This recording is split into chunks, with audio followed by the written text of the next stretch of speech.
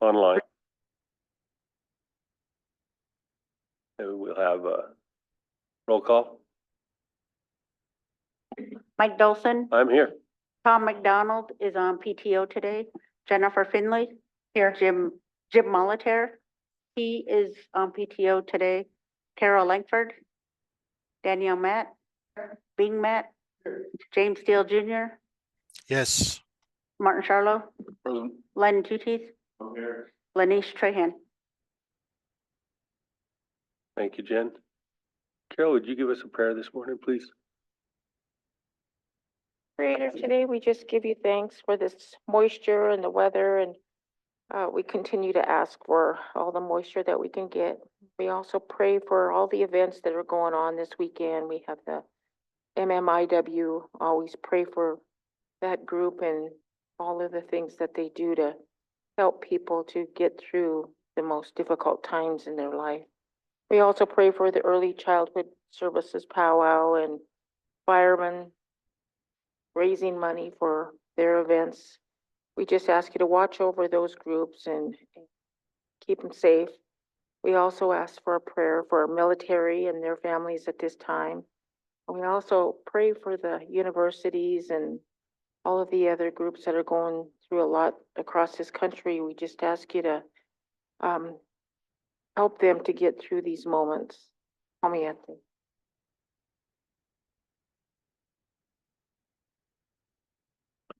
Thank you, Carol. Abby's still waiting for some amendments to the last minutes, and so we'll hold off that until next Tuesday. And so we have an agenda for today. And one walk-in. Anybody else have something for today? No, she's waiting on some additions from Dan Decker. Got that message this morning.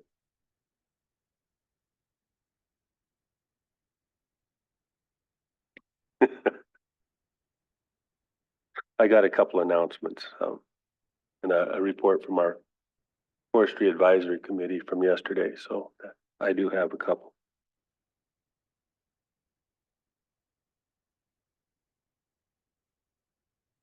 Yeah, you could give that.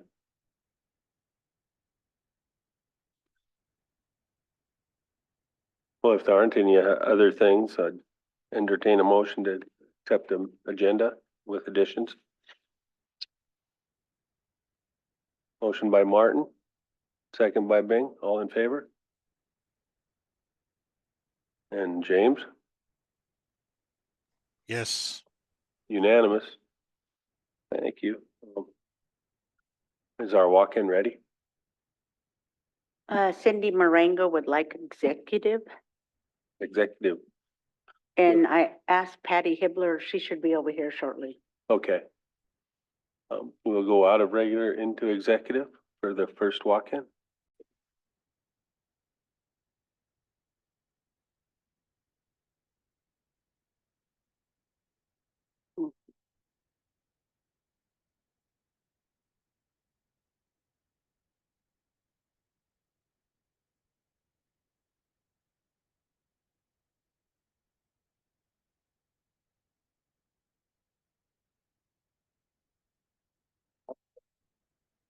On up.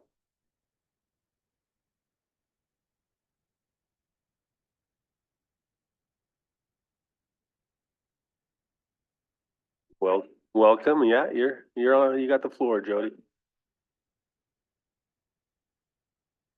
Go ahead and turn that mic on. Had it on. Okay. So Nolan and I are here to request authorization to apply for the Price Grant. And our initial proposal was to replace 12 manufactured homes that were beyond repair and to create a new home site development in our Lee for 10 manufactured homes. That would be for low-income tribal members. And so we would probably sell them at the amount that they were purchased for. And so that was what we were proposing, but I spoke with the chairman yesterday, and rehabs are also an eligible expense. And in my mind, I thought would be duplicating services because the home repair right now is doing rehabs. But we spoke with Lexi Beavers, and she said that they're just doing the one item and that there's a lot more services that are still needed, a lot more rehab. And so the chairman was like, you should do rehab. So now we're shifting gears, and I don't know if we should revise the resolution or if it defines it in there to include rehab. So we are going to be applying for home site development and 10 manufactured homes, and we could do more if you guys think we should, but we don't have any leverage for that part of the program. So we won't be getting points for that, and I am not sure if we will get funded without leverage. We could leverage the land, but to get max points is 50%. And so we would be getting not max points, but we could leverage the value of the land for that project. But we wanted your guidance on if we should do 10 or 30, because the property that we wanted to develop, I spoke with Tribal Lands about it, and it's right off of Finley Creek. So after you, like if you're driving south, you go through the Jocko Hollow, and then there's the Beehive guy, and then the next one is Finley Creek, and there's a field right there. It's currently agricultural lease, and there's already water and sewer close to access. So it's prime for development. Can you elaborate on leveraging the value of the land? So we would come back with a commitment letter that says, so we would have to get the land appraised to know what the value is. And then you would be just saying that this land is going to be committed to this project contingent on the award of the grant. And so if the land is worth $1 million for that parcel, then that's the value of the leverage that we would have. And it was 3 points for 50% leverage. And there was a 2 point and a 1 point. We would probably be in the 1 point area, but 1 point usually makes a huge Okay. difference. Out of 100 points, 1 means a lot. And Jody, just for clarification, so you said the grant funding would also be used to purchase manufactured homes? Yes, and then they would be resold, and Nolan and Charmel Gillen, Charmel is our grant writer for this one. They are researching how that program income would be handled, and I'm hoping that we can use it as seed money to do the next home site development. So we could have more home sites available. Because right now, I think we have 1,300, and they're pretty much all full. There's nowhere for people to build homes or buy a manufactured home and put it. All right, thank you. So, yeah, so the first one is for the homes. And do you think we should pursue 10 or the max? Go with the max? Okay. And then the next one would be the replacements. And so we have even one in our home site. I don't know if you guys our trailer park at Maggie Ashley Trailer Park. We have one that definitely should be replaced. It's beyond repair, and it's right in the middle of our new units. And so it sticks out like a sore thumb, but that's just one. So we would do 12. We would do 3 a year for 4 years. And the dilemma with this one is that the people who need it the most don't have money to get a mortgage. So do we just give it to them? We weren't sure how to handle that, because I feel that if we just give it to them, it would be, we'd be back in the same situation within just the lifetime of that home is not going to be sustained. So then if they can't afford a mortgage, we're stuck. So I didn't know how you guys were handling the tiny homes, because I'm sure it's a dilemma for that also. The people who need it the most don't have the money to pay for it. Do you guys have an answer? Mr. Chairman, Go ahead, Lynn. I believe part of the discussion included rather than just transferring ownership, we would do a lease, some kind. Okay. So Um, they wouldn't own it. They would not be own leasing it. Yes, they'd be just leasing, Okay. yeah. We can use that language in our application, and that would be our plan, that we would be leasing the home to them. And then, if it's on a home site, does that mean that tribal lands would be enforcing the lease, or is it a lease with SCAHA and we would be enforcing the lease? Well, if it were like Maggie Ashley, I mean, I would assume SKHA would. Okay, would, so depend on where the land is. Okay, But in regards to, leasing, property and especially with, families that have absolutely no income, perhaps we could look at doing in lieu of tribal community service, some sort. I don't know what that would be, but it'd be something, something that they would be providing to the tribes. in lieu. Yeah. I like that. I like that for, potential rent too.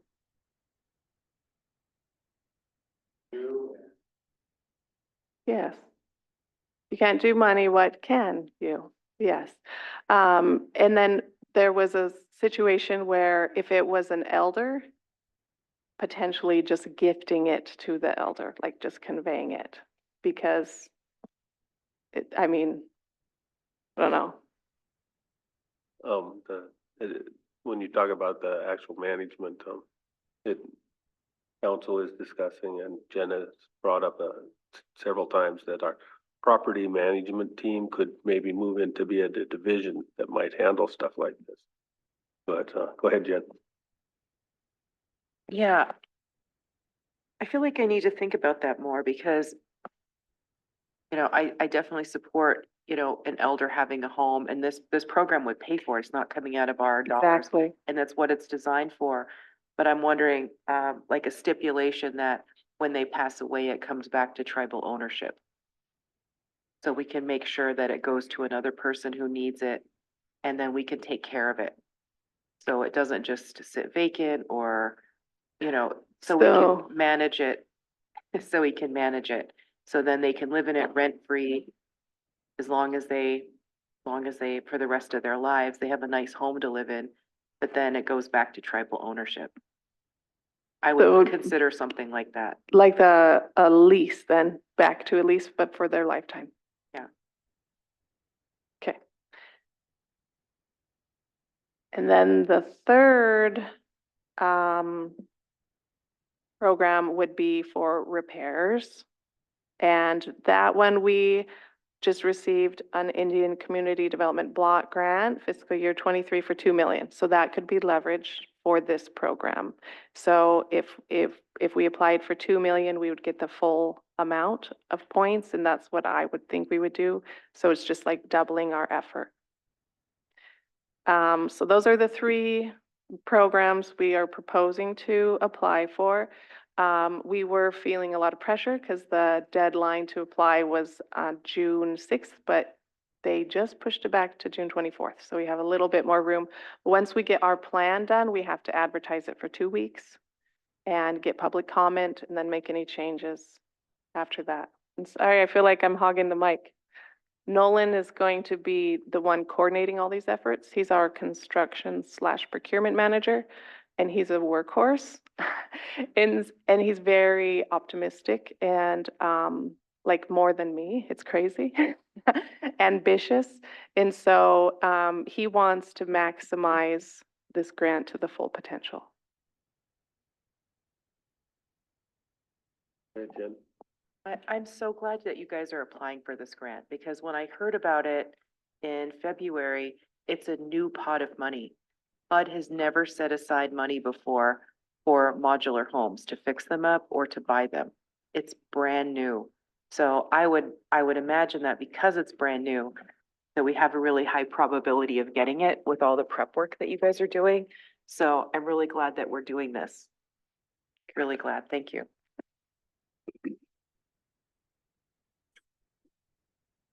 We need to pass a resolution. Motion by Len, second by Jennifer. All in favor? Got 5 here. There's James. Martin? Martin. It's unanimous. Excellent. Thank you, guys. Yes. Thank you, Mr. Chairman and members of the council. Jody, I want to commend and thank SKHA for providing the dumpsters to the home sites. That's that is huge that's huge for the tenants. They really appreciate that. One of the concerns that came up was they fill up really fast, right?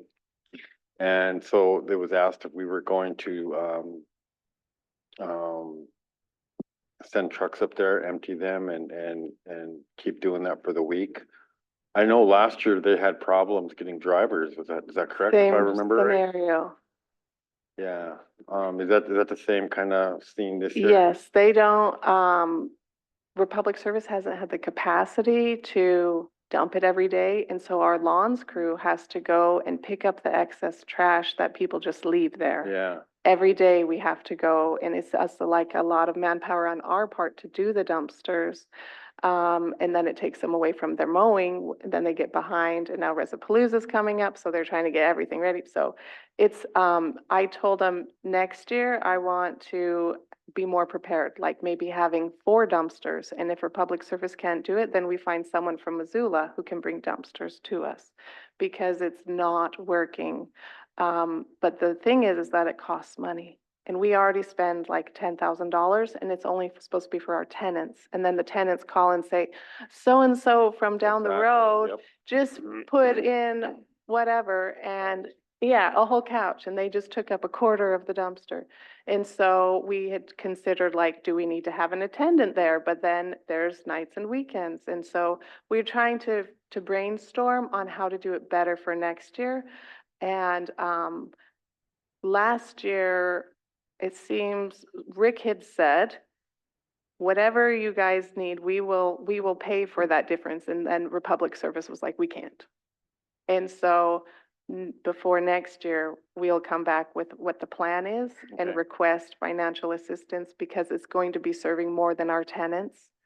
It's going to be like a community. It is a community dumpster, even though the intention is for SCAHA. Okay. But yeah, we get the complaints too. It isn't working. Okay. It's working for the people who get there first, Yeah. and they're not even our tenants. Yep. Yeah, but maybe it would be cool if we had like community cleanup day and the dumpsters would be available for that. So Okay. we'll think bigger next year. All right. Thank you, Jody. Is Thank you, Jody. Thank you, Nolan. there anything else? James has his hand up. James? Thank you, Mr. Chair. No, I was just going to echo Jody's comments, that housing's been looking at different options to accommodate the communities. And absolutely, we're getting everyone else but our tenants that are filling up the dumpsters. And that's just, I know Jody and the team's been working on it. So, we'll come up with some good ideas for the future. Because, I think if we have a community cleanup day, there'll be somebody there to kind of keep an eye on the dumpster. But, I guess if we're thinking of serving the broader community as well, I think the town of St. Ignatius had one up downtown and it was a similar thing, got filled up just extremely fast. So, but anyway, thank you, Jody, for the report. Yeah, you betcha. Darn garbage. Darn garbage. All right, have a good day, guys.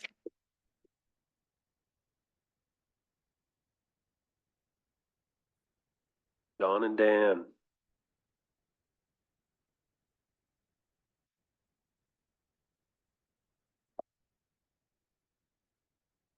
Good morning. Welcome.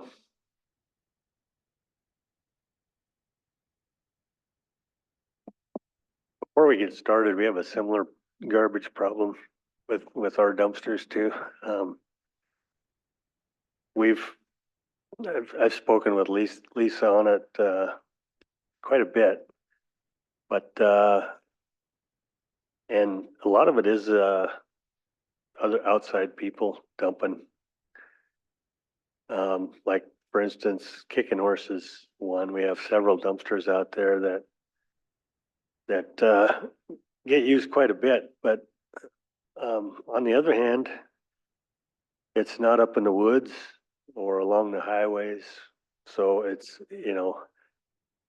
we don't tell people to dump there, but we kind of live with it. I mean, I'm seeing mattresses going into the woods behind me. yeah. So, it's a problem. Just don't know which way to address it. I mean, at least it's in dumpsters and not littering our land up somewhere. So that's kind of how we're taking right now. But I just wanted to add that.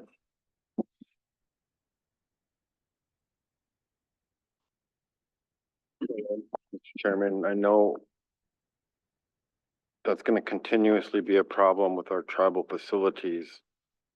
And perhaps if our staff can keep track of the man hours that it takes to, if we have to do any additional work outside that, that we send that bill to the county. And I'm serious about that. I think we need to let them know that, because they've implemented this dump permit system, it's starting to cause some, negative impacts here, and they're gonna pay also. Thank you, Len. Go ahead, John and Dan. You got, looked like 3 task orders. Got a couple items for you today. Typically I defer to my elders, so we've invited Joe in today, as department head. I know that, I understand that Gary had visited with you all last week in terms of the dental project as well, the nitrous lines that they're looking at installing up at the Polson Dental Clinic. So that's the first item I think we have for your review and approval is the task order 114, the nitrous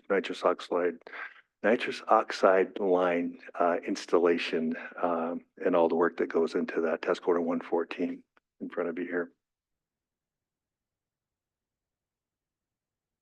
Questions, anybody? And welcome a motion. Motion by Jennifer. Second by Danielle. All in favor? We're unanimous. Okay, cool. Thank you very much. Thank you. Go ahead, Glenn. It involves all of the projects. So Dan, do we have,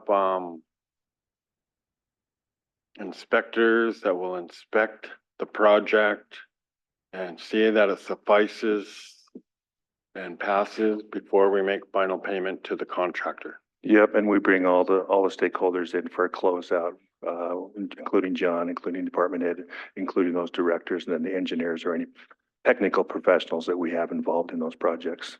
Okay. So it's a collective sign off. Do these contractors have a warranty on their work in case something were to happen within the next year that they'll come in and fix it for free? Yeah, typically anytime we get professional technical services, there is a 1, 3, 5 year warranty work in terms of what they're doing. All right, good Yep. deal. Thank you.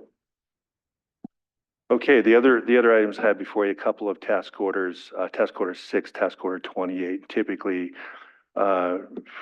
regular procedure is anytime that there's a request for modification, and typically what we've experienced thus far is just extensions in time, just extending the period of performance. And typically we work through the channels, the administrative channels, and you don't see those. Oftentimes there's various reasons why something might get delayed, whether it's the weather, whether it's supply materials. I think of the bulletproof windows, doors up in Polson, they weren't in stock. So we had to extend that period of performance for that task order in particular. And we're going through administrative channels and getting folks sign off on that.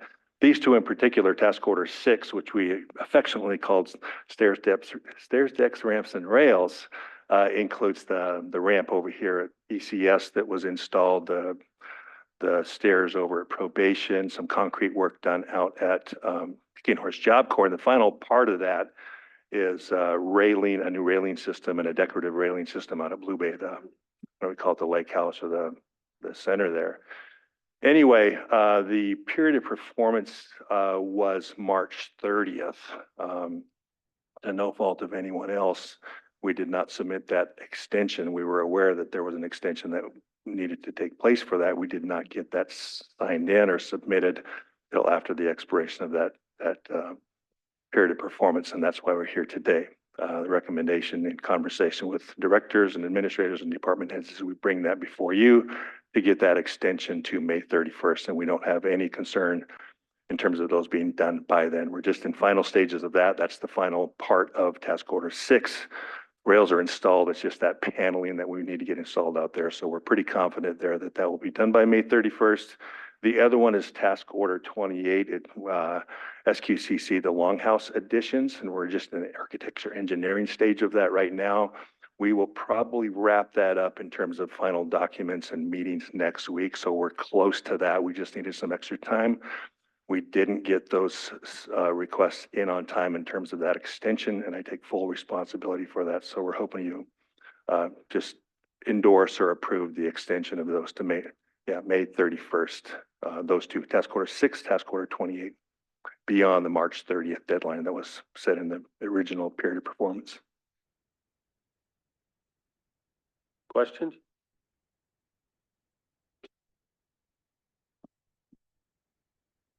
Motion by Len, we only have 2 more to approve, and second by Jennifer. All in favor? I think we're unanimous. I think we're good. Well, I'm sure.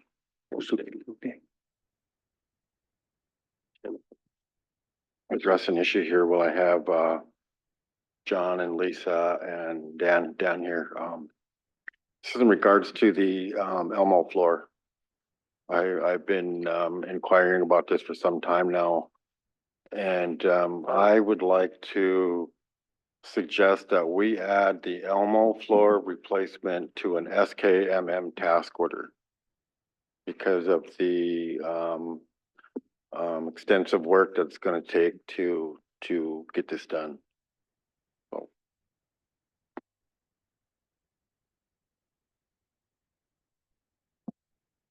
Go ahead, John. On,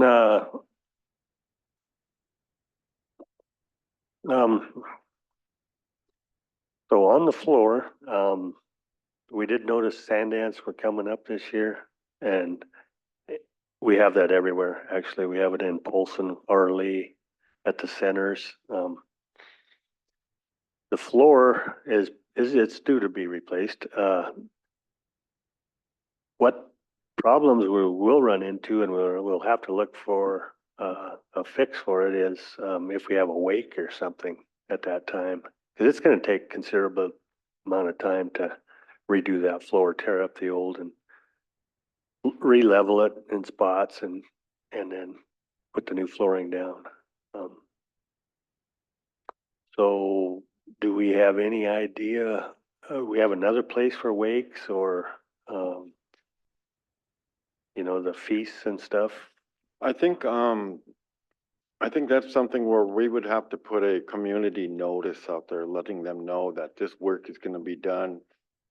Because there are options. I know Lake Funeral Home has allowed the Kootenai community to use their facility for wakes in the past. That could be an option. But right now, we're at a point right now, from what I understand from the staff, is the floor can no longer be buffed. Okay, I mean, that's how bad it is. It's getting to a point where, well, you mentioned ants are coming out of it now. And it's chipping, and it's gonna be a hazard to our elders walking through there. I would rather take the time and replace the floor and get it done, rather than waiting for an accident to happen. And knowing that everybody in the community has been, inquiring about when are we gonna get a new floor? We need a new floor. So that's where we're at.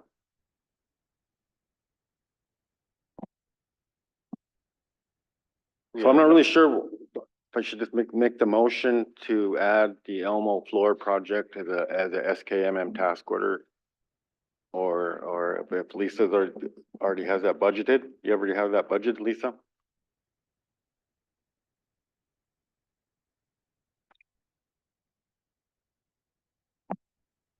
In our FY 24 budget, it hasn't been set. I did talk with Ruth about maybe getting a special projects budget together that would include the powwow grounds for FY 25. So we could potentially put it on there. We haven't finalized our FY 25 for, all the different projects, so we might have to just grab something back to put that on. So we can go either route with that. But it would be 25. We'd have to try to patch this year unless we clawed some other project back this year. Okay. I would think it would depend on how unsafe that floor might be, and I don't know how to judge that necessarily. What was that? I didn't catch that. Uh, you want it sooner or later because of how unsafe it might be. Yes. And so all I'm saying is if it is in fact unsafe, that it maybe should be looked at. And I guess an inspector or somebody would do that. I don't know who would do that. But that would be the consideration I'd have is it unsafe? If it's not unsafe, then probably 25 is okay. But if it in fact is a hazard, then I would look to try to do it as soon as possible. Okay, well, here's the reality of things, right? I mean, if we were to wait for fiscal year 25, until next year, or if we were to put it on a task order under SKMM, it's gonna be about the same amount of time, right? I mean, SKMM is backlogged with projects and it's no telling when we would be able to get to it. I just want to make sure that this project gets on a list and it is gonna get addressed. That's the point that I'm trying to get across. If we could do it either way. I'm not asking to everybody just drop everything and get over to Elmo and change the floor, but I just want to make sure that it's addressed because, I understand the process of what a project like that entails. You know, and I know it takes a lot of planning and coordination. So, but I would, prefer that we put it on SKMM's task order list. Sounds like it is already on Lisa's list. And the question I have is if it's safe or not, that's all. We should be able to have a flooring company go look at it and give us a recommendation. Thank you. Very good. That's all I had, Mr. Chairman. Thank you. Thank you, Lynn. I just had one other item that folks might be wondering about. I have hard copies of the Arley Elmo Powwow Grounds improvements for this year in task order form. I think they're in digital form, probably en route to an agenda item request. Probably next week. I'm anticipating Tuesday in terms of bringing those before you. I know it's a fair list, but it's not the entire list of what everybody wants, but we'll have those before you next week. That's the hope. We'll bring those before you next Tuesday in terms of plans for this year in terms of powwow ground improvements. In addition to, I'm gonna knock on wood, but the schedule for the Stick Game Pavilion is going well, so on schedule and things are looking good up there, so that's the plan. We'll be back next week. Thank you, Dan. Thank you. Thank you, John.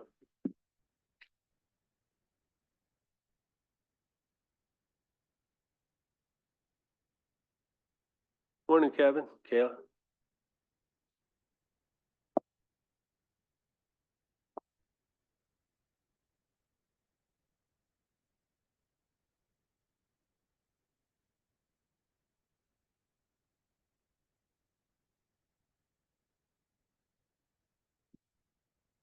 Good morning, everybody.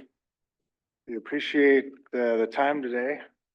And what I wanted to do this morning is just review and just let the council look at our new preservation office organization. And as you'll see in this slide here, this is how we used to be set up. And on the left, you'll see I used to manage, well, I still do, but I used to manage quite a robust business side of the contracting there. We pushed, close to about $600,000, $608,000 a year with that set up there.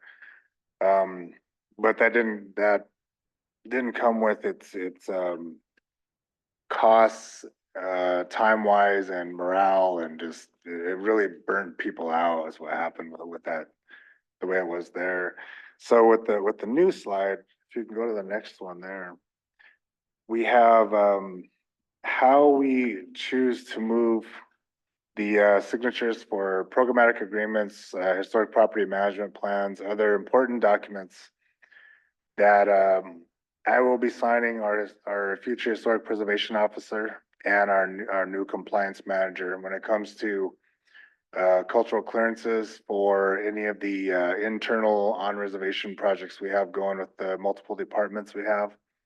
And with the preservation officer, we cover most, if not all, on-reservation projects, which there are quite a bit, and with a lot of other stakeholders, with the many projects with the highways, with the state lands, and any federal undertakings that are funded federally, but happen here on res. We cover those as well through the Tribal Historic Preservation Officer. And then with myself, I have been out in the field quite a bit and working pretty hard to make sure that we make a showing internally with our reservation or our CSKT boards. As of recently, we've been doing our best to assure that our seat at the table for like the Shoreline Protection Board, for instance, we're just making sure that we cover cultural resources as good as we can. And we have a handle on how any of the projects on res or off res affect cultural resources overall as a whole. So as we go to the right there, we have our contracting, which is right in the middle under the anthropologist, which is Kayla Ashley. And we are still moving the same amount of money, but with help with all others that are listed on the org chart themselves.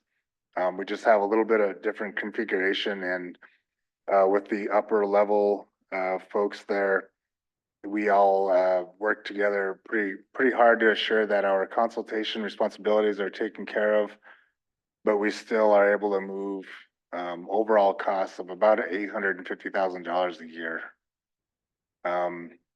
And it was in the past that we had to turn jobs back. Kayla, Madeline, myself, Mary Rogers, we really worked pretty hard. We got a lot of job offers, but we couldn't without the enough FTEs there to spend all that money. We had to turn some jobs back. The way that this looks now, I think we would be able to have room to grow. And it was in the past when I did work with Dave Schwab and Marcia Pablo in our rather robust contracting entity we had then, we would hit 1.5 million sometimes in a year with all the work that we would do off res. Right now, with the focus on us getting as good as we can with a handle on all consultation that has anything to do with cultural identity and who we are as a people, this setup here would suit us rather well with room to grow. So I just wanted to come in, and I realized that our executives do have the authority to go ahead and sign the org charts. And it's been great working with Tony, and he recommends that all of his department heads check and just go over the organizations as a whole with the council. And I'm not opposed to that. That's a great thing. So I just wanted to just go over that with you guys on that. Go ahead, Len. Kevin, thank you for taking the time and come over and explaining this org chart. It's really important to us that we understand how our departments are operating, right? Mm-hmm. So we appreciate the work that you guys done. Mm-hmm. There was one project I just wanted to bring to your attention that we just kind of put off to the side, and then I just wanted to know if you had any thoughts or if you had any plans on how we're going to deal with the Lake Koocanusa items that we have stored at the college. So as you recall, this was years ago when we had that discussion with the elders, and many of them are not with us anymore. Mm-hmm. Okay. But a lot of them expressed that we just need to go put those back in the ground. Okay. Mm-hmm. at that time. But since then, we were talking about, developing a curation facility, Yes. and I know there was funding that was available at one time, and I'm not sure if that's still there or not, but, I just wanted to know what your thoughts were on that.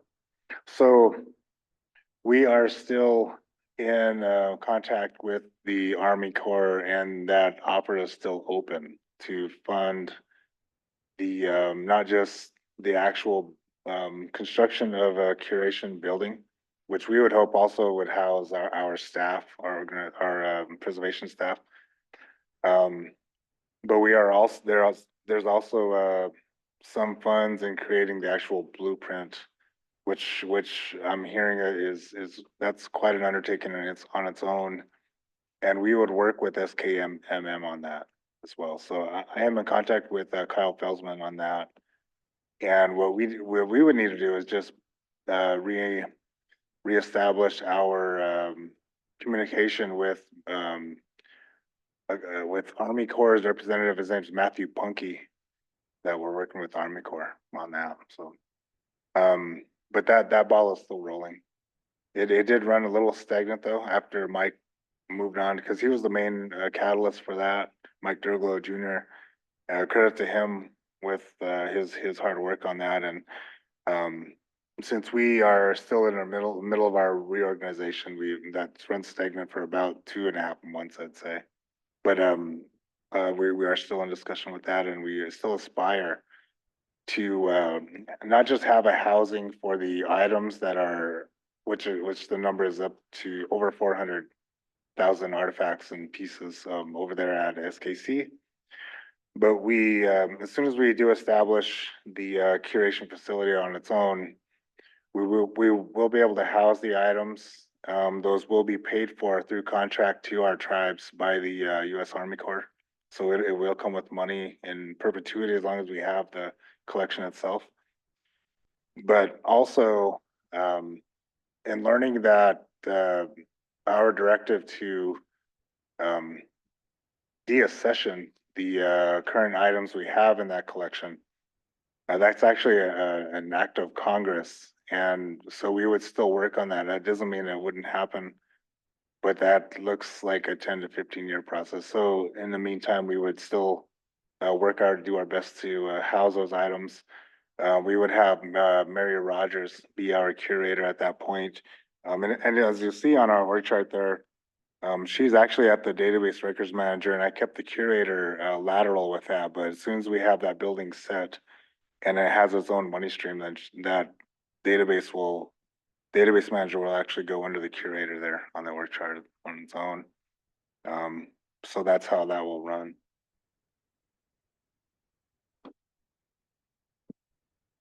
And so were you able to, find Louis something permanent within? Yeah, so we are working with Louis Pierre, Yeah. and he is working with our contracting side of our office right now. Oh, great. I'm He's glad that actually worked worked out out. today in Novista. Yeah. Okay, thank you, Kevin.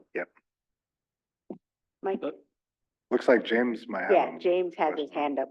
Go ahead, James. Yeah, thank you, Kevin, for bringing in the org chart. I was gonna say, before, in the past, we used to have all the department org charts come in and council chair would sign on those org charts. So I appreciate you bringing that in and appreciate your leadership on that. Thank you. Yep, no problem. I also want to just mention that Tony Jr. has been a great boss to have for me, and it was actually in conjunction with his directives he has for us. This is also part of that too as well. And I think it's great to remain transparent and explain as good as we can just how our organizations are set up too as well, because it has a lot to do with how our revenues and money streams come in and out of our office as well. So it's just good to explain that. Go ahead, Jen. Yeah, so have you or anyone in your department had any kind of training, like supervisory training or customer service training or anything like that? No. I'm not saying you guys are bad at that, but I'm gonna start asking that of all the departments that come in. 'Cause I think that's important. You know what, I haven't had supervisor training. I think Gabriel Artis might have. We had that available, a few years ago, I thought. I don't know if I'm lying, I might be lying now, but I thought there was some kind of training or.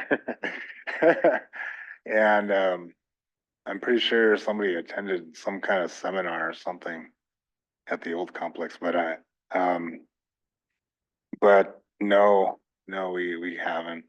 But we have a secretary or administrative secretary, um, interviews next Tuesday, so we will have a front office staff, but we wouldn't be opposed to working on that though, if, council directed. Kevin, I see you have 4 positions that are TEA. Yes. Wondering why not permanent? Those are, placeholders for right now. The temporary employment agreements, I actually got that, other departments have those so that the box remains there. And what I would like why I put that on here was to just remain, pretty open that we would, to the point that we would, actually load money into these boxes as a necessity. And right now, as a temporary employment agreement, that just means we have less than probably 1.5 quarters FTE money available for those. So that's like a part-time job. So I left those as a TEA on there. If they did become available, for more than 3/4 of a year, then that would be like a furloughable tech. So I left those in as a TEA. Yeah, I understand, and I definitely support moving him as permanent as possible, yeah. as fast as possible, but I Oh, yeah, understand. no. That's just, again, that's more of a placeholder and I would change those Yeah. as soon as the money became available for those. Appreciate it, Yeah. and thank you for bringing it in. And is there any objection to the org chart as presented? Well, take it off for Tony's signature. Oh, yeah, yep, you're right. I'll get it signed. Thank you. Have a good one, thanks.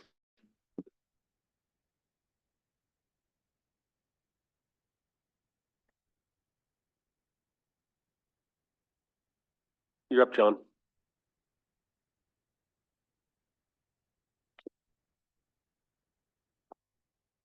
And welcome back.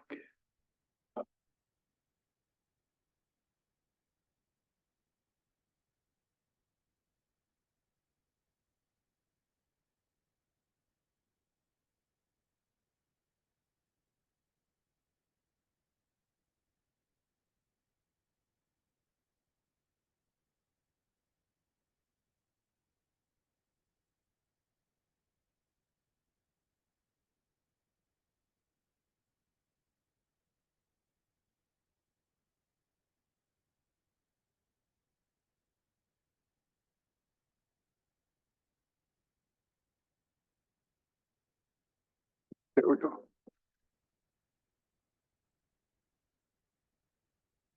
So the first presentation I'd like to do is for a resolution. And it's actually what we had been doing is Reason to Live Native is running out June 30th. And we'd like to apply for a grant, which is called the Gareth Lee Smith State Tribal Youth Suicide Prevention and Early Intervention Program Funding Opportunity. And it's for $735,000 per year for 5 years. And our deadline for that would be June 3rd. Questions about the suicide prevention opportunity? Go ahead, Len. Thank you, Mr. Chairman and members of the council. John, give us an example of how this money is spent. So what we end up having is we'll be doing events and training and also activities for the young students or adults. And it's to help with substance abuse, and also there's going to be a mental health component of it where that's presented. Okay. And the reason why I asked is because we've been getting donation requests, right? On activities such as stick game tournaments. The college just hosted a stick game tournament, and I know they're going to talking about having more. Is that something that we're able to That's part donate of out of this grant, or Two Eagles having a powwow coming up, and I know that, and I know they plan events like this annually. Is that something we could also donate money from this grant? Yes.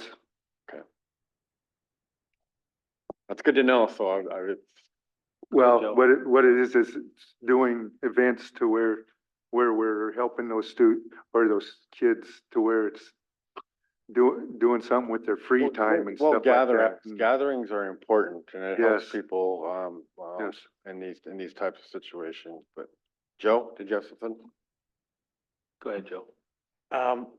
Yeah, Len, good question. This is an extension of the Reason to Live Native grant, which is the suicide prevention staff that we have in like the south end and the north end. Kayla up in Elmo and Darren down on the south end, and they do a lot of those cultural activities. So they're contracting and or coordinating a lot of those events you're talking about, Len. So probably the most active is part from the health department's perspective is bringing in those cultural components and getting people contractors to provide some of those activities. Yeah, things like $100,000 stick game tournament. No. If you want to spend it all in one event, yeah, we're gonna try to spread it out over the life of the grant, but yeah, probably the most active group. You've probably seen some of their advertisements for a lot of their activities in the community. So, yeah. Go ahead, Jen. Yeah, no, I think there's some great activities going on. I brushed up on my stick game playing skills. Learned how to be a good pointer. Not really, but I went to, yeah. Yeah, it was really fun, and Reason to Live Native sponsored that. Really fun. They did a good job. Danielle?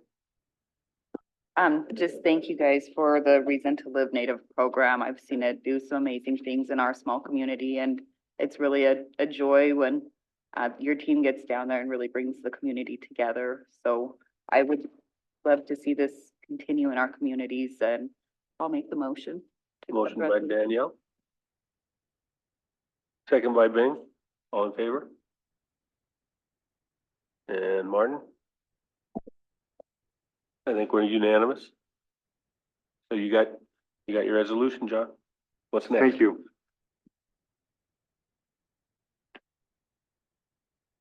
And this resolution here is kind of a quick, let's see, is this the one? No. Or is that even on there yet?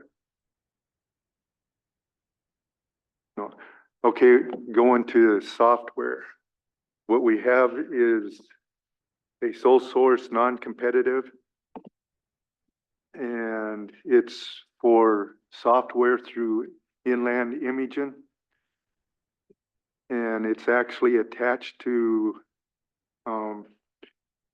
the software is actually owned by another company, but they are working with Inland Imaging to supply us the software. They're a partnership basically. And that contract has run out, and I'd like to get that renewed.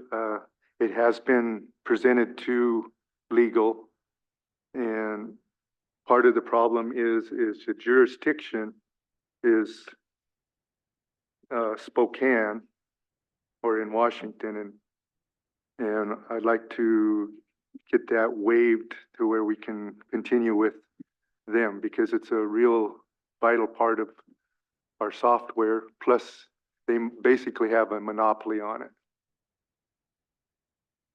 The question I had, John, was what have they been doing since June 1st, 2020 when it ran out? We're we've still still using been, inland imaging, aren't we? we've still been paying it. So we're kind of in violation there because we let Oh, it okay. expired. Understood.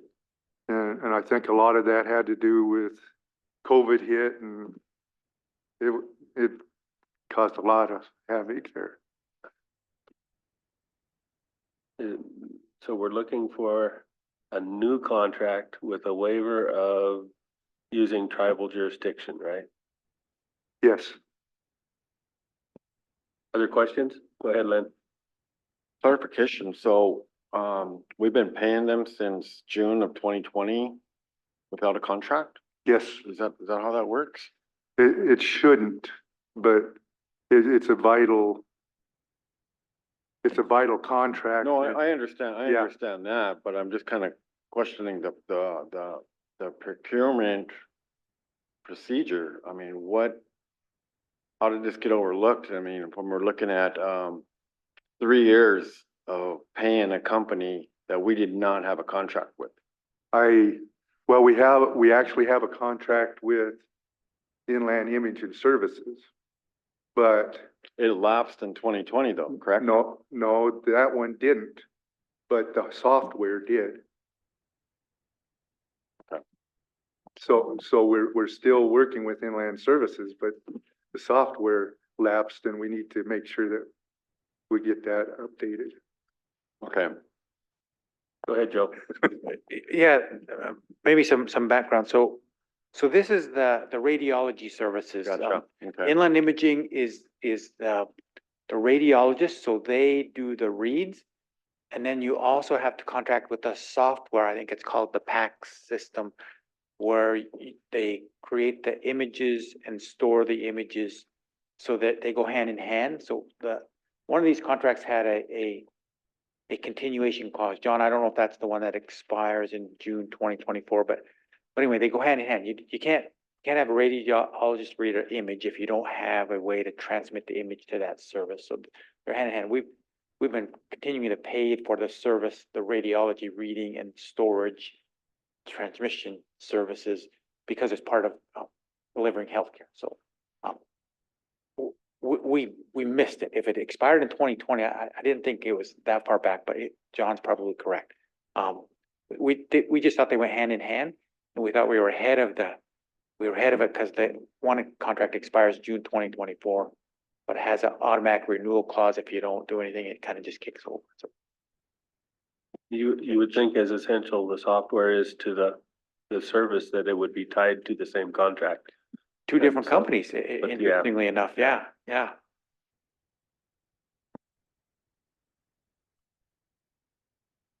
Go ahead, Jen. No, I just have a question since you're here, since it's on my mind. When is the last time the staff at Tribal Health had supervisory training or customer service training? Customer service training, I can't think of when we may have done that, but we had supervisor training last fall. We've offered it to all of our new supervisors in-house or existing supervisors. We had a series of those last fall. I'm going to offer those again in the next 2 or 3 months. All right. Yeah, we contract with a tribal member person who has some background in that, and they do some training for us. So It was 2 years ago for customer service training and I was part of that. All right. Good to And know. Great, thank you. Teresa Wall McDonald did the training. Well, we need a contract with a waiver, a jurisdictional waiver in it. Get a motion? Motion by Len. Second by Bing. All in favor? And we're good. Thank you, John. The one Yeah. thing I noticed on HB 872 Commission for Behavior Health Systems for Future Generation, I left out grant funding on resolution. It was trying to basically push it through quickly because Friday is the deadline. And I believe that Patty's coming up with Go ahead, Joe. Yeah, some background. Patty can probably speak to it better than I can, but it's the opioid settlement money that the state has available, to $300 million that they're working through the process. I'm gonna say a fairly short turnaround on us trying to get our application in. So we've been working on this for a couple weeks now. This is the resolution to allows us to apply for that funding, I think. Patty, Go ahead, Patty. Yeah, so just to give you a little bit of background on this, this has kind of been this initiative that Dr. Fox and I have been tracking over time for House Bill 872. So that 300 million that is going back into the state community for mental health and children's developmental disabilities. So all projects need to be linked to that.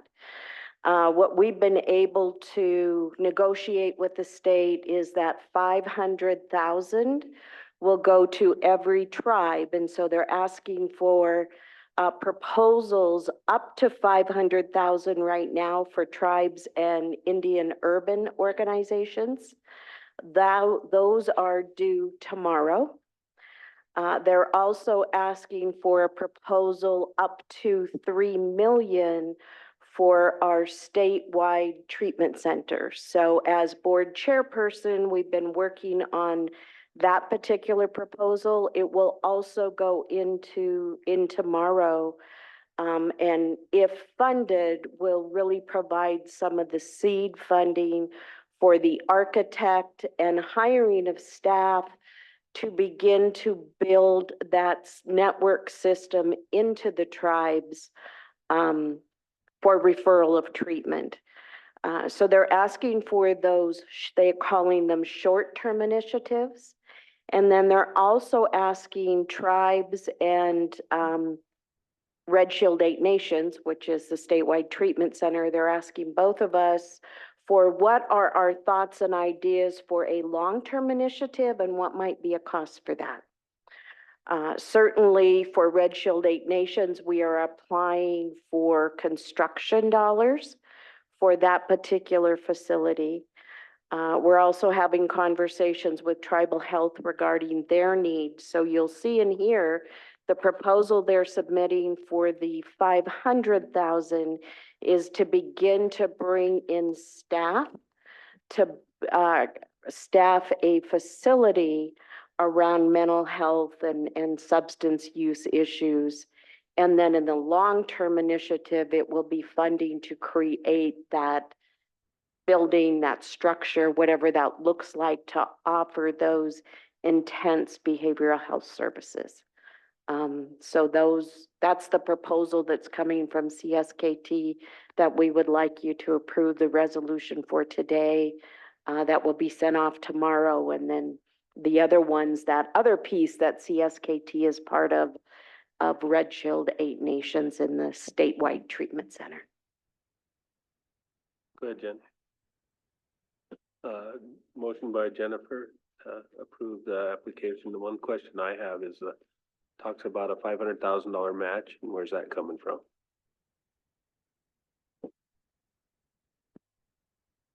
I'll let Joe answer that.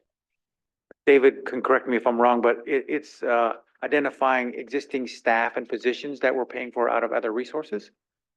Their In-kind kind existing of stuff. staff, yeah. Okay. Motion by Jennifer. Get a second. Second by Danielle. All in favor? Then? We're good. Unanimous. Thank you. Thank you very much.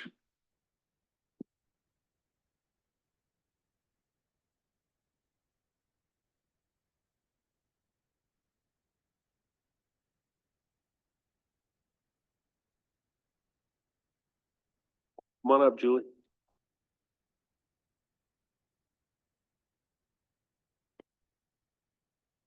Good morning. Hi, Kristen.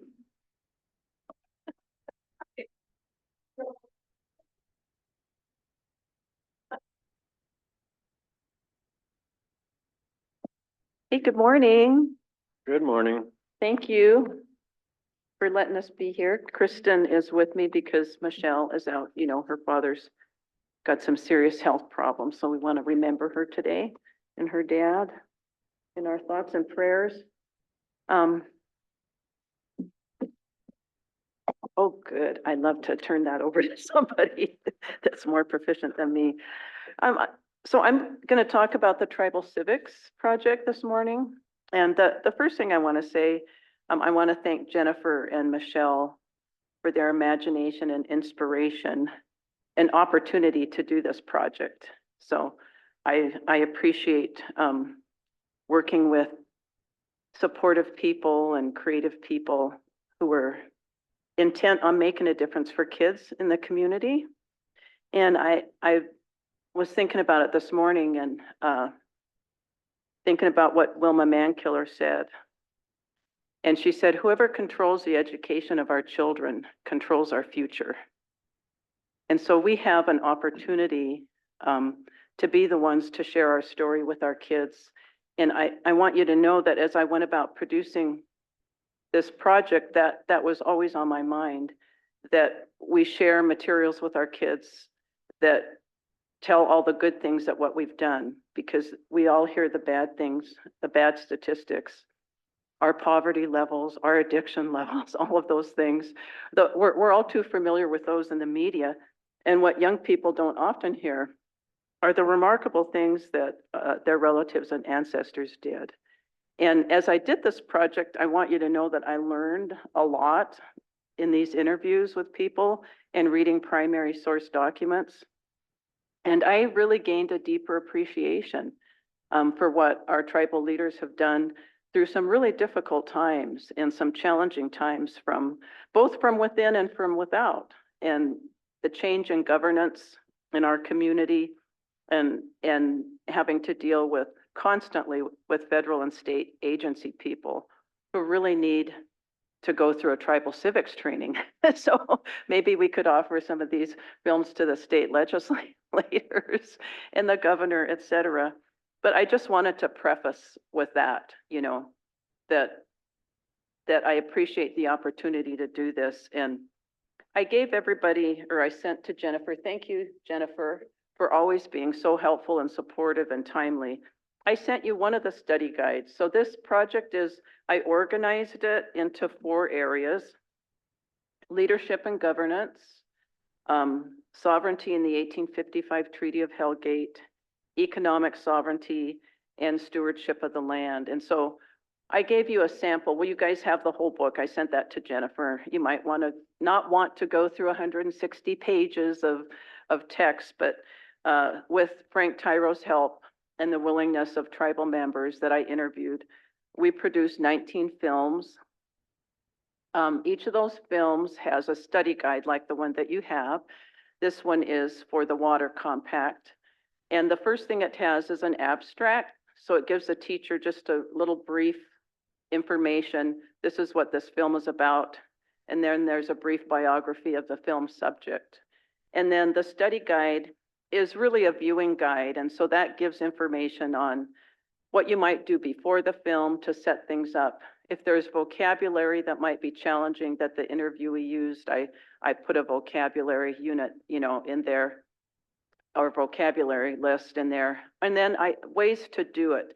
And I wanted to explain, because it might seem a little bit redundant, that each of the films has a study guide and then there's a unit. And you're like, wait a minute, what is she's duplicating herself. Well, I was thinking of teachers that often they're not going to have time to go into a whole unit. I cannot, as an educator, teach about the Hellgate Treaty in a single class period. That's not enough time. Students need to understand what a treaty is. You know, that is, it's a legal binding contract between 2 sovereign nations. They need to learn something about treaty law. They need to know that the United States Constitution says that treaty law is the supreme law of the land. Then they need to know why treaties were entered into. They need a historic context. So as you can see, I can't teach that in one single class period. It's a lot. And then have kids learn anything about our treaty. But I know that some teachers probably aren't going to be willing to do my 2-week unit. So at least they will show a film. And then they'll have a guide that will help them show that film in a way that's supportive for kids and it has discussion topics, questions, some context for it. So the document will live online, and in the document, there are links to websites that are live, that will be live. So if a teacher, hovers over that, it will bring them to the live link. There are also at least 60 other digital documents, things like the Indian Self-Determination and Education Assistance Act, things like that, that teachers aren't going to read the whole thing. But in the, I asked them to read 4 pages. There are things like that that are there. I did a brief biography of Pat Left Hand and one of Mickey Pablo. When we get into the tribal council, our whole constitution is there. Our teacher's going to read the whole thing. Maybe not, but in the unit, I asked them to go through parts of it. So if a teacher is really inspired and they want to do the whole thing, they can. They can read through the whole Constitution. Certainly our treaty is there, and all students, middle school and high school, will go through every treaty article. There's things for middle school and things for high school. Things for high school are more challenging. And all of it is challenging, but I think that we underestimate the intellectual abilities of young people. So at a middle school, they'll just summarize each treaty article, but they have to read it. But they read it with a partner. So we would read Article 2 together and then in a few sentences say what it is about. So having been in the classroom, I tried to use some good instructional practices. So to give you an idea of the films, and I don't know if any of you, I think Jennifer has seen some of the films. Jen, can you queue up have you been trying to get it up? It's in Google Drive. Okay. Well, while we're visiting, she can try to get it up. But that's the way I organized and arranged it. And so I give teachers suggestions on how to go about using it. I would start with leadership and governance first. And so I kind of explained to them why I do it. And I know that the tribe's website is under construction, correct? And is there any estimated time of completion on that, when that will be done, Mike? Or Mr. Chairman? Sorry. It's getting close. We're supposed to have a Are you getting report on close? that. Yeah, we're supposed to have a report on that Okay, this month. for sure. okay. Well, then these things will be available. But I also did want to tell you that Brian Miller, I sent him some of the films through email, through Google Drive, and he's using them for training of his employees. So I thought, wow, that's a great idea. And that made me feel good that there'll be other uses for the films outside of teachers. But here's the great thing. The teachers are using it to teach the students, but guess what? They are learning this information while they're using it. They can't not learn it while they're sitting and listening to the films and going through the material. So kind of as a side project, it's really educating both students and teachers. So I have done several teacher trainings. The first training that I did was attended primarily, I think, Kristen, by tribal employees, right? Yeah. So they volunteered to come to the training, and that was interesting. I expected all teachers, and it was a lot of tribal employees. So that tells me that there's an interest, and that sometimes we assume all of this information is camp knowledge, but it's really not. Len? Comment or, Okay. or suggestion? So before every legislative sessions, Mhm. we host a legislative reception in Oh. Helena, the week of before the session starts. Perhaps this might be an ideal time for us to utilize one of these films during that. I think because we get a good turnout. Do ya? That's There's a lot wonderful. of senators and political figures that show up there. Wow. And but I think that would be ideal, and maybe we can get that on the agenda. I would really recommend that we do that. Okay, that's wonderful. Did everybody watch the Rob McDonald video? Is that what you were wanting up, Julie? She's trying to right now, I so think I have it yeah. available. it's, You want it on? Go ahead. Yeah, I just want to say how important this project is and how lucky we are as a tribe that we have Julie Kajun. Because I know, I mean, I've been a teacher for a long time. I've done curriculum. I've done work like this. Julie's the best at it. She's the best. And that we have someone of her caliber in our tribe who can do this for us is such a gift. And I think this is part of Julie's legacy. Because this work is going to have an impact on tribal members for generations to come. And because this information hasn't been taught in schools and it hasn't been taught by us, there's a lot of adults who don't understand basic principles of tribal sovereignty. And that is the most important thing that we have to protect is our sovereignty because it is always under attack. And so I think that having this information online that educates our citizens about who we are and our sovereignty and the documents that we rely on to protect it and the information that we need to protect our sovereignty, our Aboriginal hunting rights, and who we are as a nation, it empowers us to be a stronger nation. And I did a presentation about the Tribal Civics Project at the Self-Governance Conference. And I just got an email yesterday from the organizers of the conference.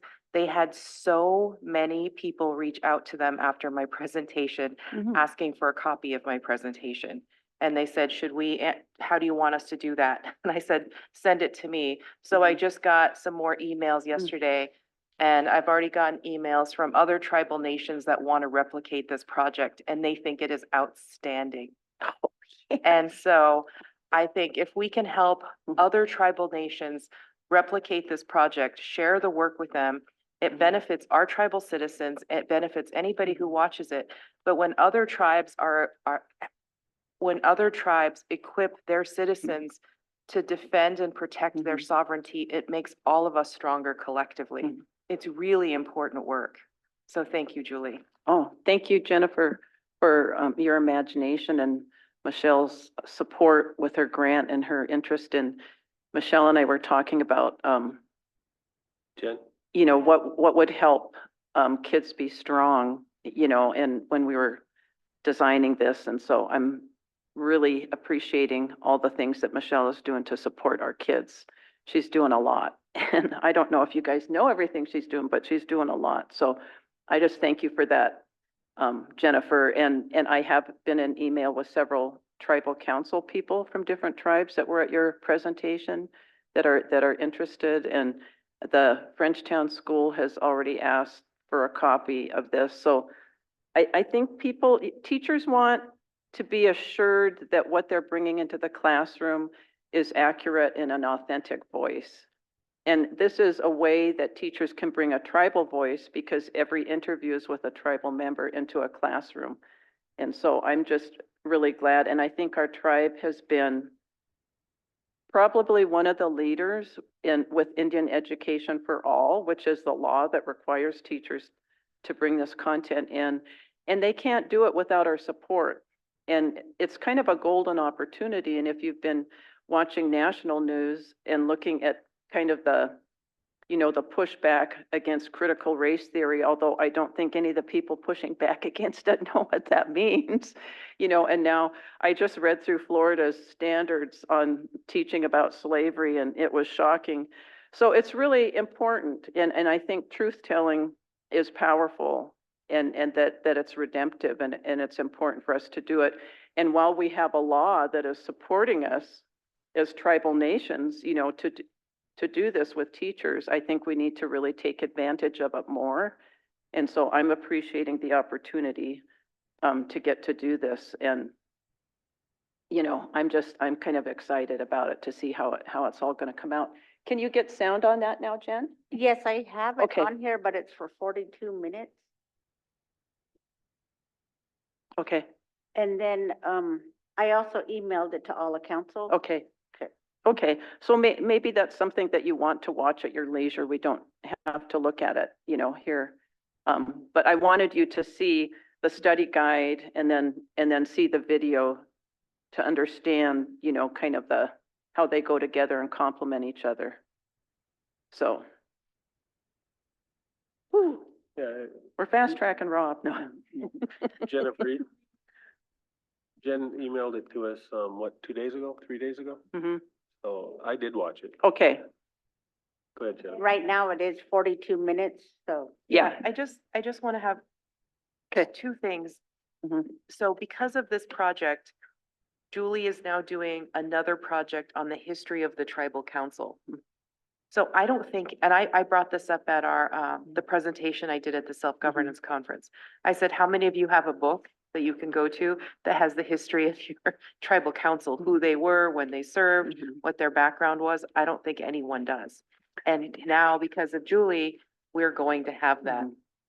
So Bing's great-great-grandchildren and my great-great-grandchildren can find a resource and say, hey, my grandma was on tribal council in these years, and these are some of the things that she worked on, and these are some of the things that she did, and this is who she was. And this is who our tribe is. I think that is so amazing. And then I also think that as a tribe, we should fund a training. And I know the videos are too long. I mean, we can't probably it would probably take a week to do all of them.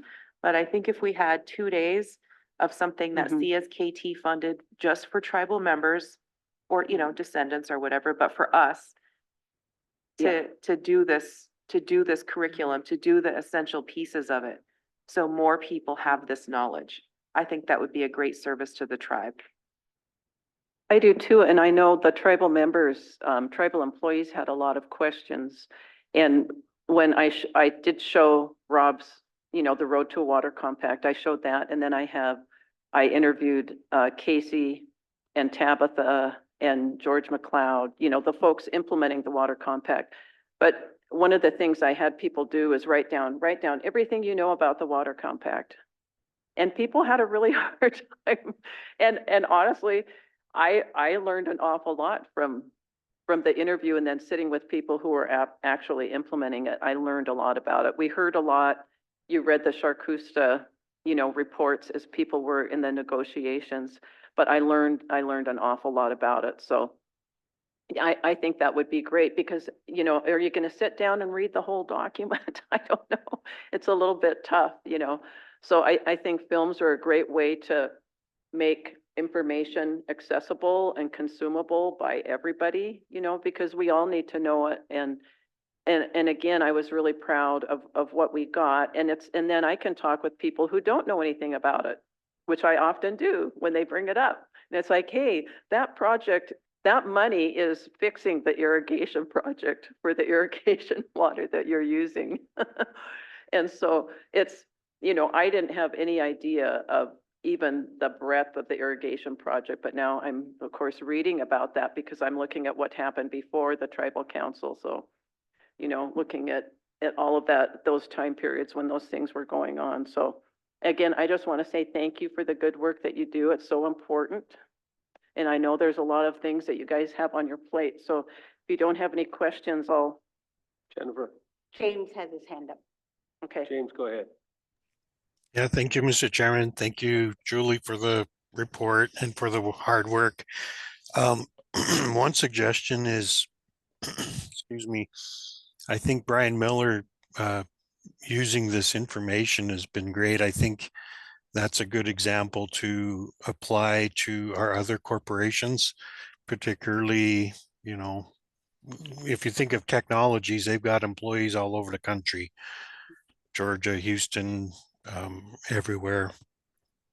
And those employees don't really have an idea of the tribes, who they are, who we are, what we are, or why we are. And so I think some of this would be good to suggest to our corporations to share with their employees potentially that are all over the world, at least all over the United States. But yeah, thank you, Julie, for the hard work. Thank you for the interview. And if anybody, as I'm in the beginning stages of this book on the tribal council, if there are those of you that are interested in being interviewed, I have started doing some interviews, past and present. And if there are things that you think I need to highlight, so I'm looking at some of the really big things that the tribe has accomplished and, you know, going by decade. And I have drafts of posters. If you do not like the photo that's currently available, you're welcome to send me an alternative photograph. Those are the ones that I had available to me. And so there are 3 posters that have, you know, your pictures and your names, dates of service on there. And that's how this started. I was just going to do posters for this. And Michelle said, stop, that's a whole nother project that you're getting into. So now I'm producing a book and I'm enjoying it and appreciating that Bob Biggert has compiled a lot of primary sources that I can go through, that I don't have to sit down in archival libraries and search through. So I have a lot of good resources at my fingertips, and I have some old tribal council minutes. I'm going through the original, you know, like the original tribal council, the minutes, they're online. I found those, and I have some from my aunt Eileen, who saved all of those when she worked for the tribe. So I have a lot of great documents that are very interesting, and just saw a document that I'd never seen before where Martin Charlot passed on his leadership role to Paul Charlot. And then it had all of the signatures of people. They weren't tribal members. It wasn't the tribal council. And it was witnessed by Lorena Burgess, your relative, Mike. So, but it's in the Lorena Burgess papers. So I had never seen that before. And so I'm finding all kinds of cool things like that too. So anyway. So please, if you have ideas, suggestions, things that you think are really important that should be in that book, let me know, because obviously I certainly don't know everything. I'm learning and I'm having to ask people for help. Thanks. I want to go back to the video for a second. A couple things that I noticed that Rob didn't mention was the settlement. We got 1.9 billion. But It's in the curriculum though. But I did want to say, I created a poster of the water compact, kind of a history, time immemorial, water rights up to, you know, and that did go through a review, and people thought that I should take the $1.9 billion price take out. No, I'm considering. And I think that's important, but it's in the curriculum and kids are going to learn about it. What I saw as missing is that the tribe identified $30 billion worth of damage, and that's not in the video. No, it's not in the video, nor was I given that in the timeline that all the water folks. And I think that's an essential thing when people are talking about, well, where's all this money going? Well, we got $30 billion worth of damage that 1.9 billion is supposed to take care of. Yeah.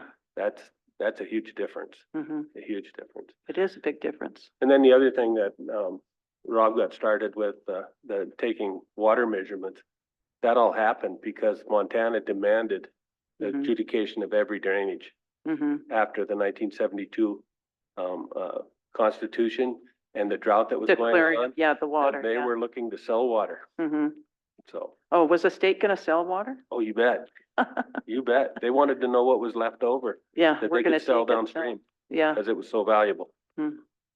That really initiated us measuring water to protect our water. George is going out there. Yeah. So, but those things. Well, anyway. Yeah. What do you need from us? I don't need anything from you, I guess. I wanted you to have the whole book. Obviously it isn't everything, you know, and everybody's going to see something and say, oh, you know, and so, you know, whoever did this project would have done something different, and you can only do so much in a finite amount of time. So I worked on it 1.5 years, and that's pretty fast paced. That's very fast. For how I like to work. And I kept telling Michelle that, but you know, you're in a grant budget and I understand that. So, but it can be added to, it doesn't have to be static. you know, things can be added to it as we go along, and certainly things will need to be updated. But I think it's a good a good primer and a good beginning place for us. And I'm just proud of all the things that we've done, you know, and to support kids in the schools and to give them decent materials. So, No, thank you yeah, so much. thanks. Appreciate it.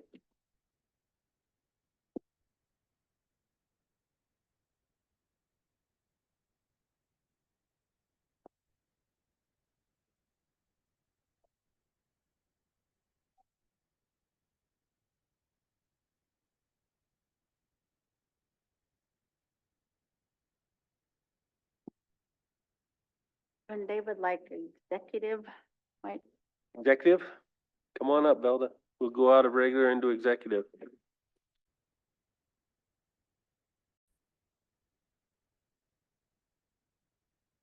Okay, so today we would like to ask the council for their approval to proceed with the project plans we just presented.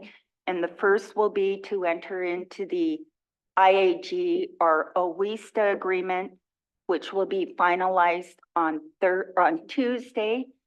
And so that should give you the weekend to review it, and we'll make sure everything's in order on our end.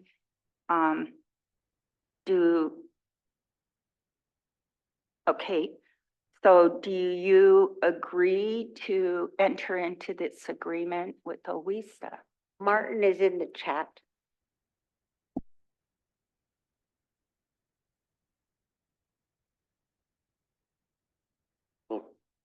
Got a motion by Martin.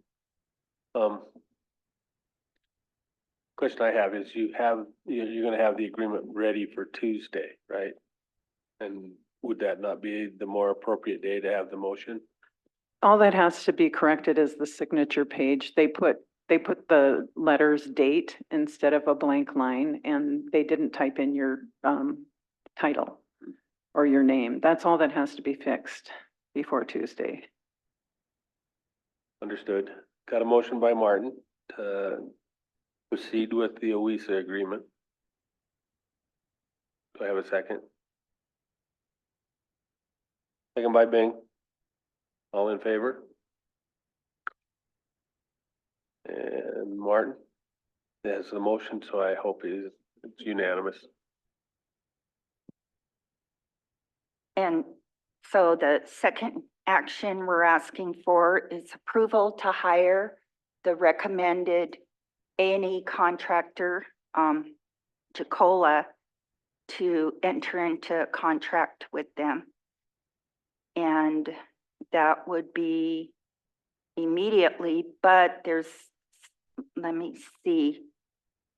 Full disclosure would be, we've sent you information to show you where we're at with the Indian Preference Office, and we need your approval of we need the waiver of advertising requirement due to solicitation from 9 firms. So it wasn't advertised through any publication, but we reached out to 9 firms, and it is required to get council approval for that waiver of advertising requirement to hire Jacola Engineering and Architecture. You mentioned that the tribe will be funding this. Where is that money coming from? So there is advanced funding. There's advanced funding available through request, and then there is reimbursement funding available through the grant. So the funding is available to initiate that contract. I thought Velda had said that we had to supply the final site plan. Clarify that. So a portion of the Jacola contract is being paid with tribal funds, and a portion is being paid by the grant. And that's what I'm asking is where's Right. the tribal funds? And that portion was what Greg mentioned earlier of the tribal match. That won't be reimbursed then. Right, that amount. Mhm. Got it. I would entertain a motion to bring on, who's it, Jacola? Jacola. Mhm. As the engineering firm to get right now, we're looking at the final site plan, right? And construction oversight is included and the geotechnical work. Altogether. Mhm. Go ahead, Carol. Pardon me? Who's gonna do the construction? They will, Jacola. Don't we have somebody from our side Um, monitoring? John Nice will also, he said Because- he'll go to the meetings every other week and then. Mhm. Yeah, it seems to be that there was issues with Jacola, and I don't know if it was fire control building or what, but I remember something coming up. And then also, we've just recently had some reports of shortcuts contractors have taken, so I think we're very concerned about somebody from our team on top of the project, because we don't need no shortcuts when it comes to our processing anyway. Thank you. Mhm. Thank you, Carol. I'd entertain a motion. Motion by Jennifer. Second by Lynn. All in favor? We got unanimous. And then could you include the waiver of advertisement in that motion or Yeah. a separate? Oh, definitely. Okay, thank you. Okay, thank you. The next council action we're requesting is the approval of the non-competitive purchase agreement with Friesla, which is pending, legal review, but this is what we need to be able to disperse the 50% deposit to enter into the manufacturing of these, which are key to the plant. And now that we know we have the award, we'd like to be able to move on that. Can we get action on that? Entertain a motion to sole source with Friesla for their packaged meat plant. Motion by Danielle. Second by Bing, all in favor? Unanimous. Okay, and then finally, we would like assistance with your direction to the legal department to help us establish the proposed Section 17 corporation for the new entity. Can we get action on that? Motion by Bing to establish this. Second by Lynn to, go ahead, Carol.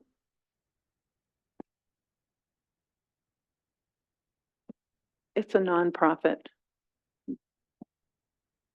So motion by Bing, second by Lynn to establish a Section 17 meat packing plant corporation that's not named yet.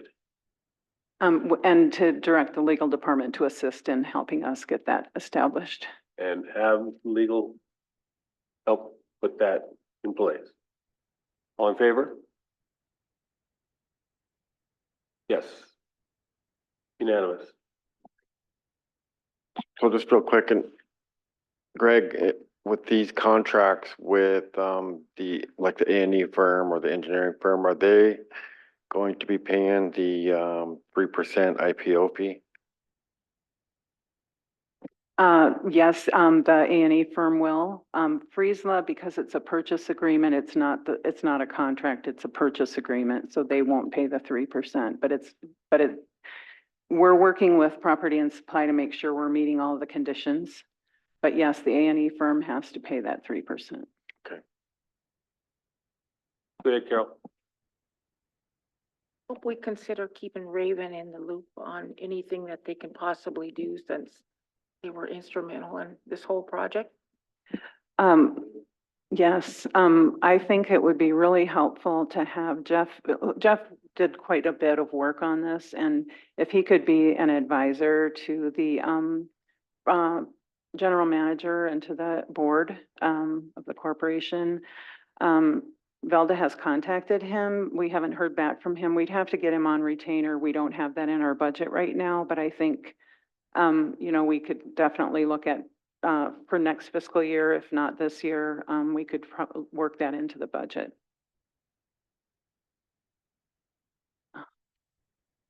Yeah. Thank you. great ideas. Again, we're available if any more questions come up, but be expecting the agreement to come in for signature on Tuesday. And in the meantime, we'll start chipping away at what we can pull together and make something happen, get some progress going. Thank you for your time. Thank you. Look at me now, Have a send great me a day. key. You too.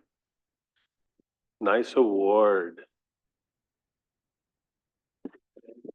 I mean, that's why I haven't retired yet, because we couldn't pass this opportunity up. It was too big, so. She didn't trust me.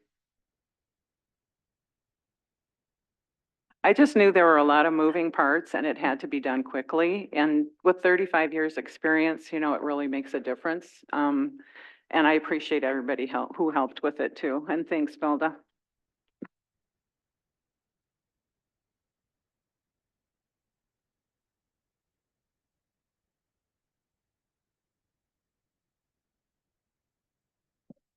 Hey, Jen, what's the plan for the afternoon?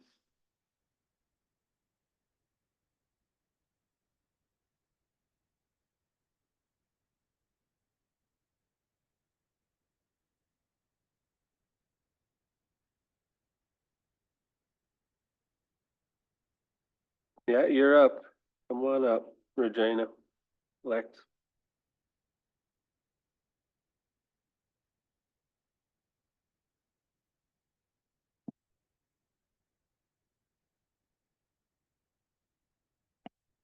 Well, Kisukiukiet, good afternoon.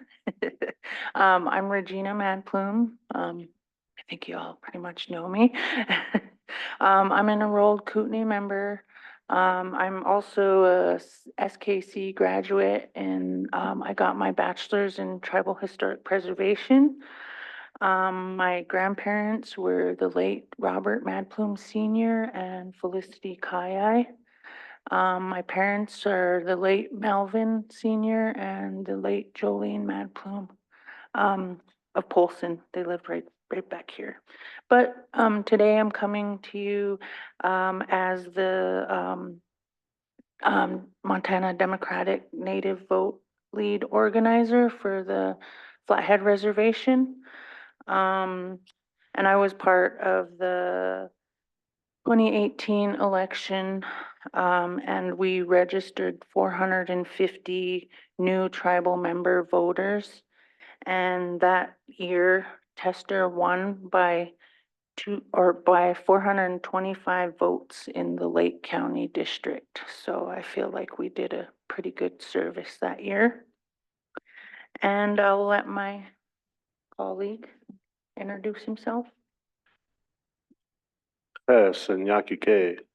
Yes, yeah. Good morning or good afternoon, everyone. I'm Lex Pierre. I'm the deputy organizer with the Montana Democratic Party for this region. We're just going around registering people to vote. We plan to do that with the same effect as we did in 2022, where there was an incident where Marvin Weatherwax was running, and he was down like 800 votes or whatever. And within a month, we were able to register 700 and some voters, and he was able to win by like 40 some votes or something, or 45 votes, sorry about that. But no, none the least, we're really, really effective.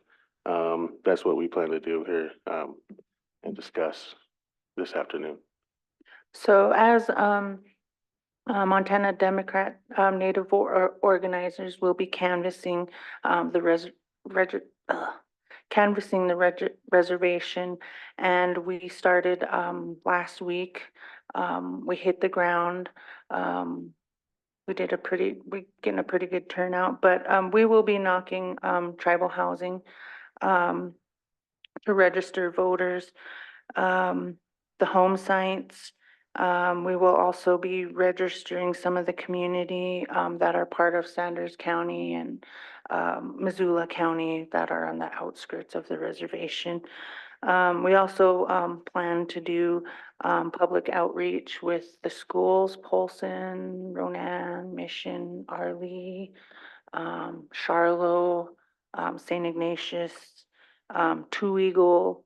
We're planning on tabling the events, local events. We have graduation powwows that are coming up. We have Arlee powwow, Elmo powwow.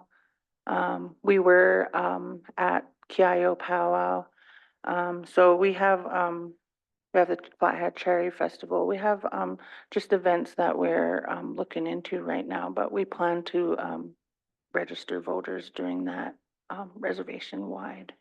And Patrick has a few things to add to some of the issues that are new issues within the voting registration, which are important. So, yeah, again, Chair Patrick Uwaki for the record. Just appreciate being able to introduce our organizers. These are definitely bringing multiple election cycle experience. So you can rest assured that we'll be doing the work for your reservation, ensuring all tribal community members are participating in this election.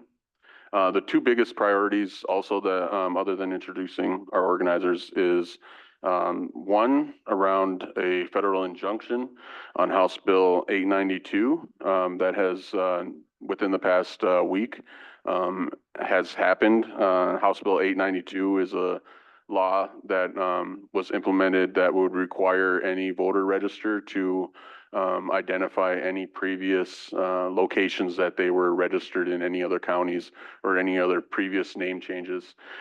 This law carries really high penalties, which include a $20,000 fine and some jail time. And while this injunction is in place, we're just bringing it to the tribe's attention so that they can make their oppositions to this law as well. You know, in our history, we just know that tribal members are always moving from urban areas to the reservation, whether that be for work or college or whatever it may be. Also, within the reservation, such as Flathead Reservation, there's 3 counties. And so you could have a tribal member that's moving all over the reservation and not be aware of this law. And when it comes to voting and registering, that this could potentially harm them in a serious way.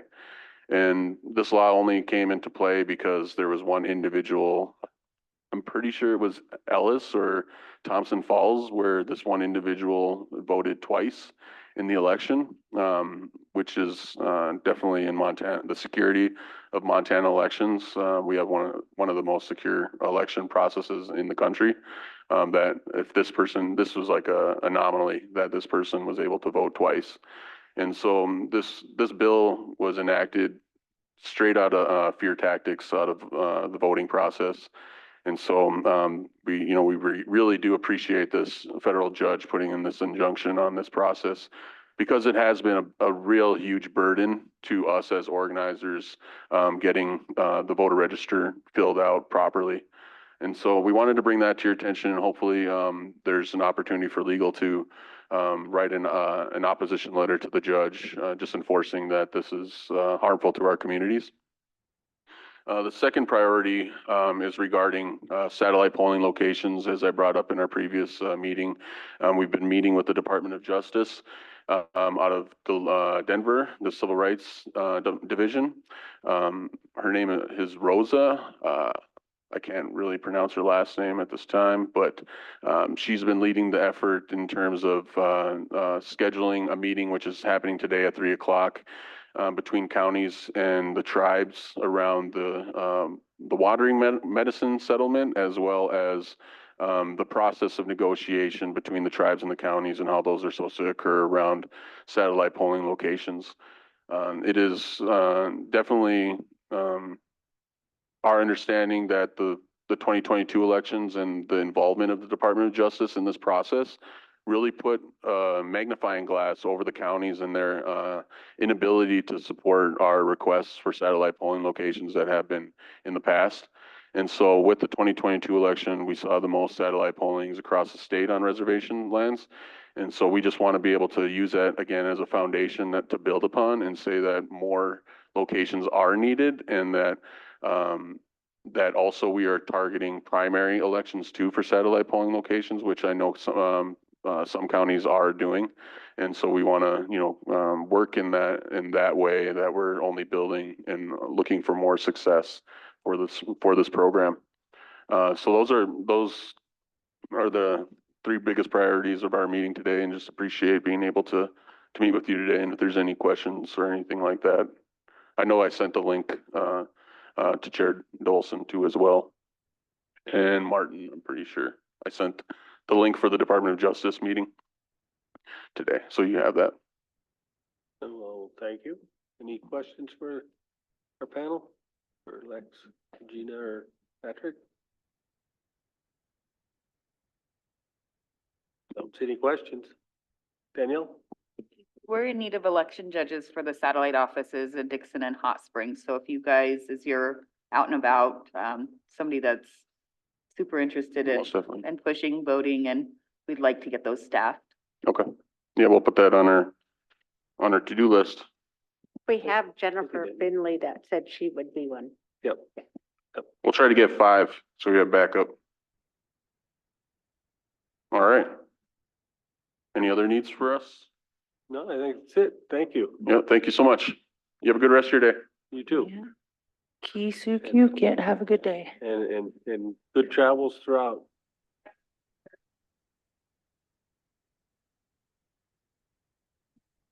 Ooh, are we back at 1? What time? At 1:20.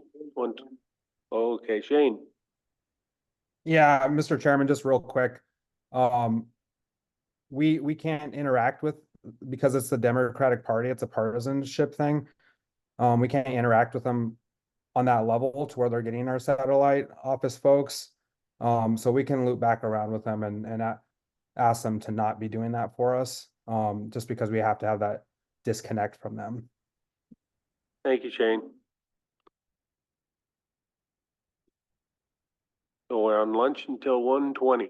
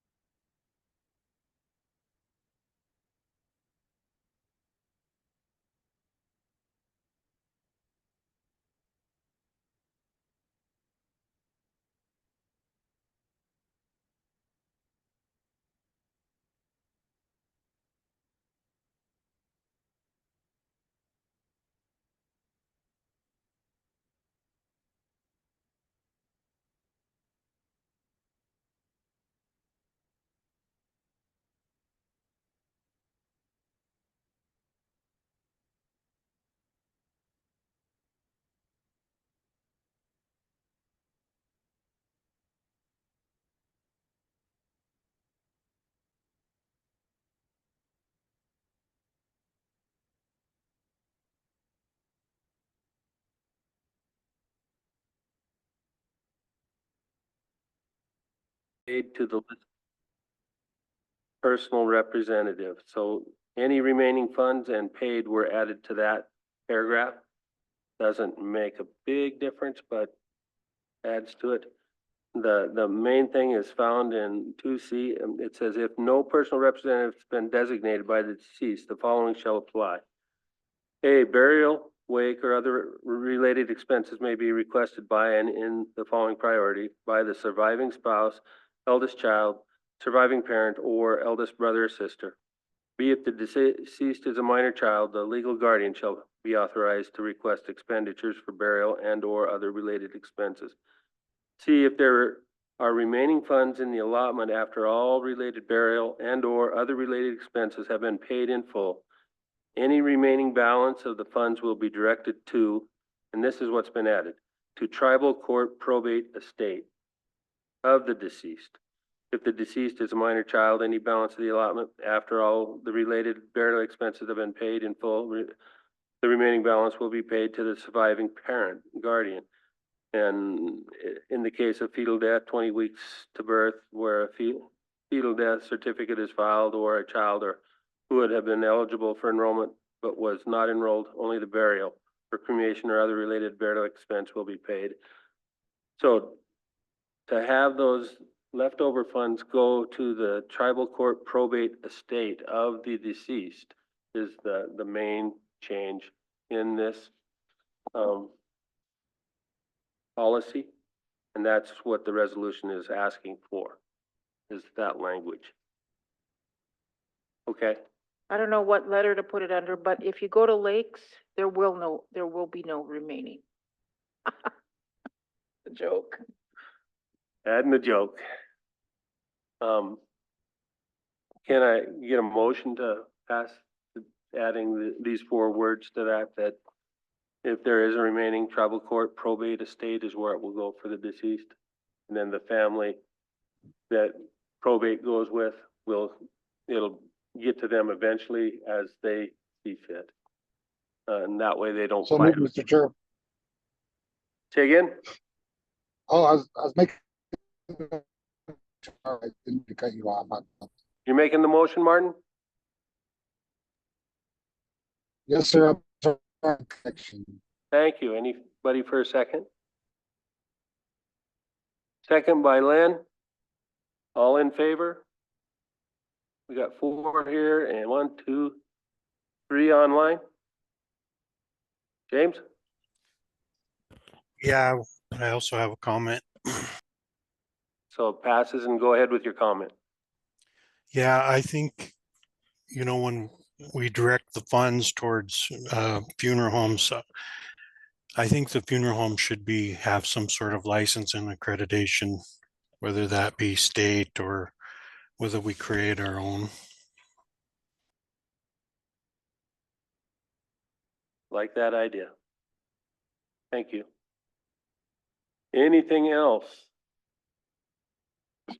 Just one statement for the record. I'd like to formally request that this tribal council set a date to start the process of reviewing the new organizational chart to make any amendments or even rescinding the new organization.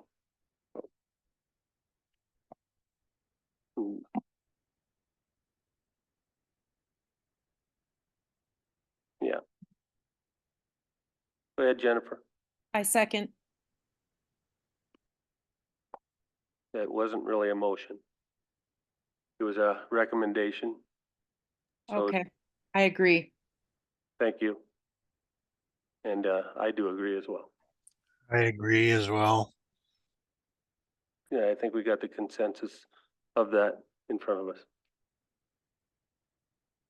So, Bing, I gotta apologize, I guess, because we tried twice, February and March, to have a district meeting. Every time we got a district meeting, there was somebody death. We don't get to have our meeting, and not that we don't want to have it, it was just that something pops up like this and we can't do it, and it makes us kind of look bad because we don't have a district meeting, but, and then Jimmy, he's been kind of sick lately too, that don't help. Just, I feel sorry, I really glad because we don't have them, we get to have them.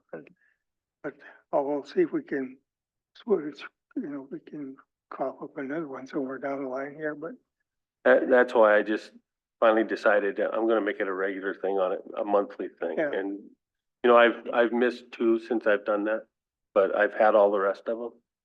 And, I try to actually advertise because people even forget, and mine's the last Friday, and they'll get, they'll think we're in the fourth week, and they'll think there's another week, and they'll miss it, and that sort of thing. So there's all kinds of ways to miss them. But I just finally decided I'm gonna make it a regular thing that is on my calendar, always. So, yeah, and, I listened to Shelley and Shane talk about, not getting information out.